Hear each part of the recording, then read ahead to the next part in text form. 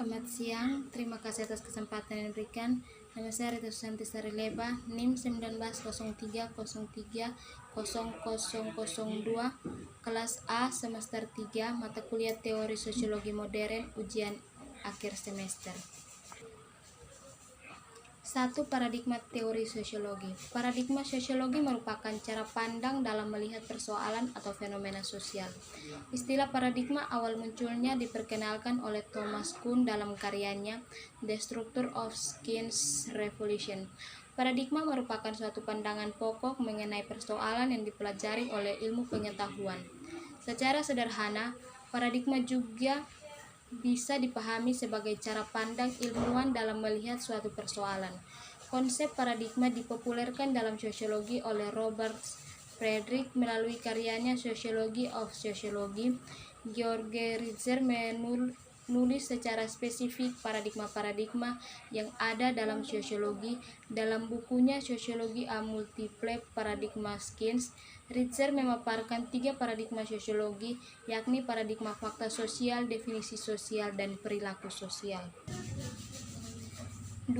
Teori kritis. Teori kritis seperti nama lahir dari berbagai kritik terhadap pemikiran sosiologi klasik Karl Marx.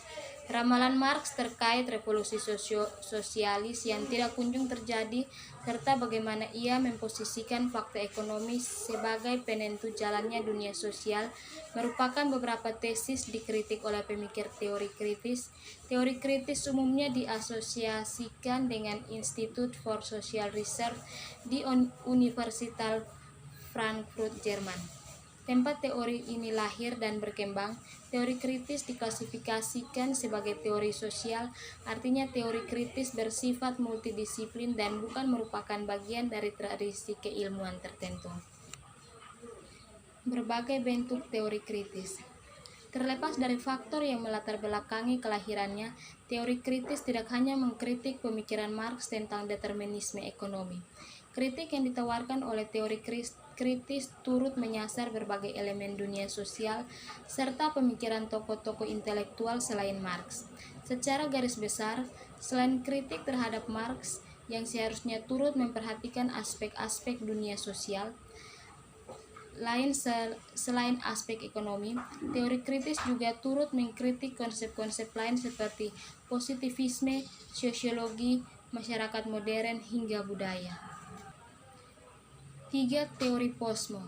Teori posmo atau postmodern merupakan sebuah gerakan intelektual yang lahir sebagai respon terhadap beberapa tema yang ditemukan oleh kaum modern atau modernis yang diartikulasikan pertama kali selama masa pencerahan.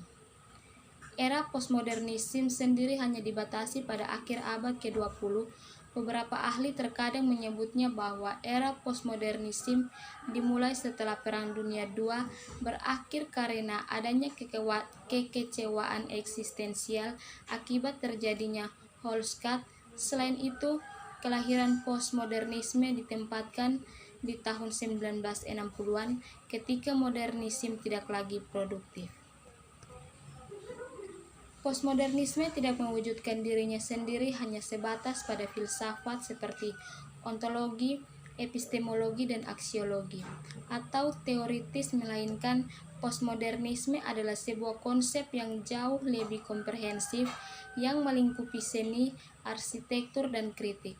Para ahli teori sepakat bahwa terdapat 2 pengertian postmodernisme, yaitu pertama, postmodernisme pada paruh abad pertama abad ke-20 dalam arsitektur, seni, dan sastra, dan kedua, postmodernisme sebagai reaksi terhadap tradisi modernitas yang telah berlangsung selama abad pertengahan. Makna kedua seringkali disebut juga dengan postmodernity atau postmodernitas karena mengacu pada banyaknya aspek historis dan sosial postmodernisme. 4. Teori wacana. Wacana dalam masyarakat banyak digunakan di berbagai ilmu pengetahuan, mulai dari ilmu psikologi, ilmu bahasa, ilmu politik, ilmu komunikasi, dan sebagainya. Wacana adalah suatu komunikasi kebahasaan yang terkait dalam pertukaran pertama. Unsur abstrak memberikan pada pengajaran bahasa dan peraturan pada saat bahasa bekerja. kedua unsur komunikasi bahasa sangat berkomunikasi, itu yang dinamakan sebagai wacana. Wacana merupakan suatu bahasa terlengkap dan tertinggi atau terbesar di atas kalimat atau klausa, dengan kohesi dan koherensi yang berkesinambungan, mempunyai awal dan akhir yang nyata, disampaikan secara lisan dan tulis, bertitik tolak pada definisi tersebut. Maka objek kajian wacana adalah kalimat, alinea, penggalangan wacana, dan wacana utuh. Sementara itu, menurut Krida Laksana, wacana merupakan satuan gramatikal tertinggi dan terbesar. Wacana ini dapat direalisasikan dalam bentuk kalangan yang utuh, seperti novel, buku, seri ensiklopedia, paragraf, serta kalimat yang membawa amanat lengkap. 5. Teori media. Teori media Marxis mengasumsikan media sebagai arena pertarungan ideologi berbagai kelas. Dalam perspektifnya, para profesional media menikmati ilmu otonomi dan tersosialisasikan dalam kerangka norma budaya dominan. Mereka dianggap memiliki kerangka interpretasi yang sesuai dengan budaya dominan, sementara khalayak media sendiri lebih sering menegaskan dan mengontekskan kerangka tersebut karena ketidaksiapan menghadapi sistem makna alternatif yang memungkinkan mereka menolak definisi yang ditawarkan media secara konsisten. Bertitik tolak dari asumsi lain, maka teori media Marx menawarkan cara pandang baru untuk menganalisis media dengan sejumlah konsep kunci. Media sebagai cara produksi, sebagai amplifier, hegemoni ala Gramsci, sampai pada text reading ala Stuart Hall. Kendati demikian, jumlah hal harus dicermati dalam penerapan teori media Marxist pada riset media. Lie mendefinisikan 9 kelemahan teori media Marxist, beberapa di antaranya bersumber dari keyakinan bahwa dinamika masyarakat digerakkan sepenuhnya oleh perjuangan kelas dan bahwa konflik senantiasa harus diselesaikan. 6. Teori postkolonial. Teori postkolonial merupakan teori kritis sebagai salah satu bentuk dari kelompok teori-teori postmodern. Postkolonial menunjukkan apa yang disebut sebagai dunia ketiga tidaklah seragam. Ada heterogenitas baik karena wilayah, manusianya, dan kulturnya.